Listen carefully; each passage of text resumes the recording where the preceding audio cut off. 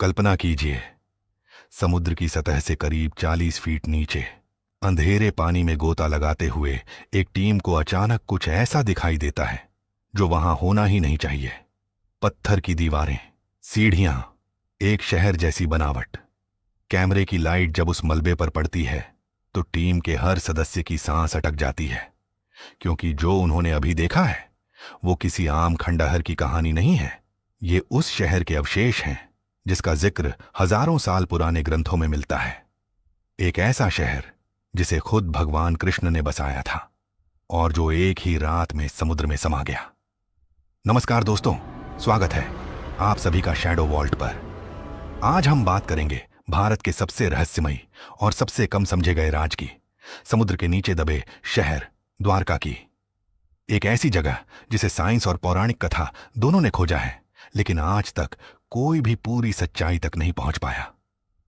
Video को आखिर तक जरूर देखिएगा, क्योंकि इसके अंत में हम आपको बताएंगे वो बात जिसे सुनकर आपकी रीढ़ की हड्डी में सिहरन दौड़ जाएगी।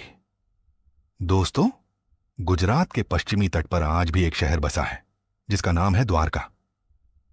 यह हिंदू धर्म की सबसे पवित्र 7 नगरियों में से एक मानी जाती है।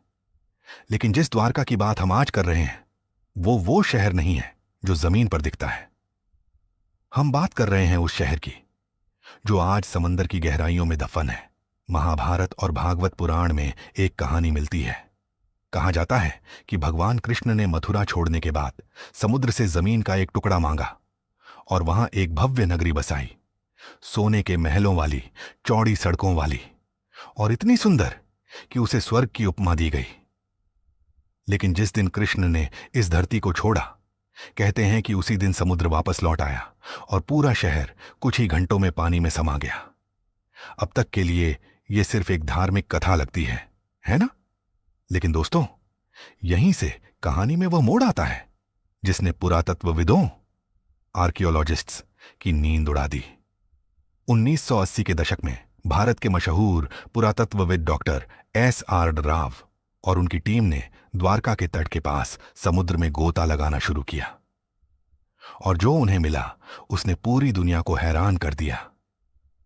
समुद्र तल पर उन्हें दीवारों के अवशेष, खंभे और बड़े बड़े पत्थर के ढांचे मिले जो किसी योजनाबद्ध शहर के हिस्से लग रहे थे। ये कोई प्राकृतिक चट्टान नहीं थी, बल्कि इंसानों द्वारा बनाई गई संरचना जैसी दिख रही थी। लेकिन असली झटका तब लगा जब कुछ साल बाद गुजरात से कुछ दूर खंभात की खाड़ी, गल्फ ऑफ कैम्बे में मरीन आर्कियोलॉजिस्ट्स को समुद्र के भीतर एक और भी बड़ा और पुराना ढांचा मिला। सोनार स्कैनिंग में वहां सीधी दीवारों, ज्यामितीय पैटर्न और शहर जैसी बनावट के संकेत मिले, समुद्र की सतह से करीब 120 फीट नीचे। कुछ वैज्ञानिकों का दावा था कि यह ढांचा 9000 साल से भी ज्यादा पुराना हो सकता है। अगर यह सच है तो यह मिस्र के पिरामिडों और मेसोपोटामिया की सभ्यताओं से भी कहीं पुराना ठहरता है। सोचिए जरा, अगर यह सच में एक इंसानी बस्ती के अवशेष हैं, तो इसका मतलब है कि उस दौर में जब हम सोचते हैं कि इंसान सिर्फ गुफाओं में रहता था और शिकार करता था, उस दौर में भी धरती पर कोई ऐसी सभ्यता मौजूद थी जो शहर बसाना, योजना बनाना और बड़े ढांचे खड़े करना जानती थी। लेकिन यहीं से विवाद भी शुरू होता है। कुछ वैज्ञानिकों का मानना है कि यह सिर्फ प्राकृतिक चट्टानों की बनावट है जिसे समुद्री धाराओं ने सालों में इस तरह गढ़ दिया कि यह इंसानी ढांचे जैसी दिखने लगी। जबकि दूसरी तरफ ऐसे शोधकर्ता भी हैं जो कहते हैं कि जो सैंपल वहां से निकाले गए, जिनमें लकड़ी के टुकड़े, मिट्टी के बर्तन जैसी चीजें शामिल थीं, वो किसी प्राकृतिक चट्टान में नहीं मिलती। अब सवाल यह उठता है, अगर यह सच में इंसानी सभ्यता का हिस्सा था तो यह समंदर में डूबा कैसे? दोस्तों, भूवैज्ञानिकों, जियोलॉजिस्ट्स का कहना है कि पिछले हिमयुग के खत्म होने के बाद, यानी आज से करीब 11,000 साल पहले, समुद्र का जल स्तर बहुत तेजी से बढ़ा था।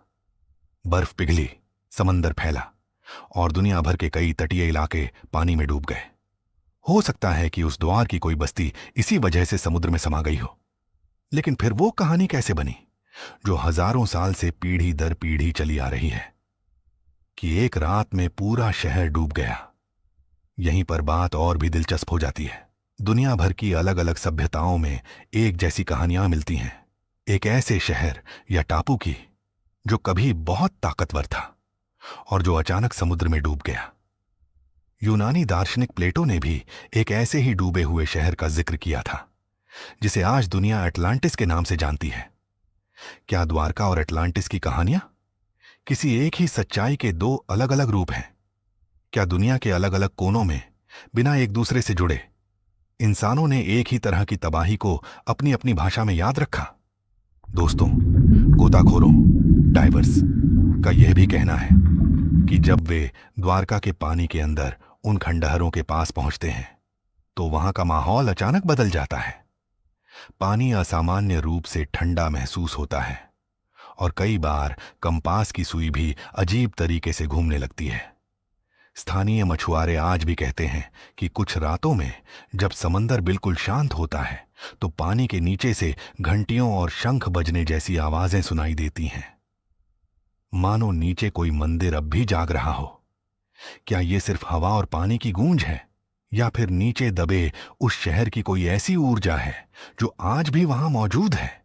भारत सरकार ने भी इस क्षेत्र में मरीन आर्कियोलॉजी की कई परतें खोजी हैं और आज भी यह जगह वैज्ञानिकों के लिए उतनी ही पहेली बनी हुई है जितनी वो 40 साल पहले। तो दोस्तों, अब आप ही बताइए, क्या द्वारका सच में भगवान कृष्ण की वो नगरी है जो एक श्राप से समुद्र में समा गई, या फिर ये हजारों साल पुरानी किसी ऐसी खोई हुई सभ्यता का सबूत है जिसके बारे में इतिहास की किताबें आज भी खामोश हैं? अपने विचार नीचे कमेंट सेक्शन में जरूर बताइए। अगर आपको यह वीडियो पसंद आया हो तो इसे लाइक करें, अपने दोस्तों के साथ शेयर करें, और अगर आप चैनल पर नए हैं तो ऐसी ही और रहस्यमयी कहानियों के लिए शैडो वॉल्ट को सब्सक्राइब जरूर करें। मिलते हैं अगले वीडियो में एक और गहरे राज के साथ। तब तक के लिए अपना ख्याल रखिए और देखते रहिए शैडो वॉल्ट। जय हिंद।